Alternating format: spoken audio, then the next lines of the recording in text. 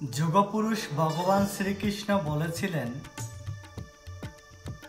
হে অর্জুন, তোমার প্রতি প্রসন্ন হয়ে তোমাকে এই জড় জগতের আত্মযোগ স্বরূপ শ্রেষ্ঠ রূপ দেখালাম। তুমি ছাড়া পূর্বে আর কেউই এই আদি তেজময় অথবা সেই আদি তেজময় রূপ দেখেনি।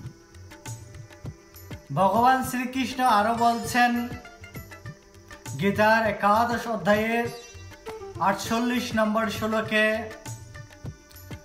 ওম ন বেদয়জ্ঞা দয়ন দানৈ ন চ ক্রিয়াবির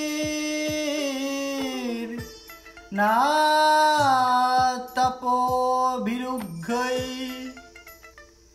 এবং রূপঃ শৈক্য অহং নিলোকে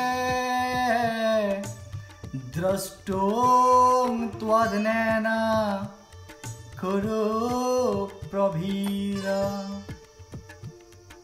ভগবান শ্রীকৃষ্ণ আরো বলছেন, হে কুরুশ্রেষ্ঠ, বেদ অধ্যয়ন, যজ্ঞ, দান, পুণ্যকর্ম, এমনকি কঠোর তপস্যা করেও আমার এই রূপ দর্শন করতে পারে না। হে সনাতনী সন্তান অর্জুন, একমাত্র তুমি তাই দর্শন করবে।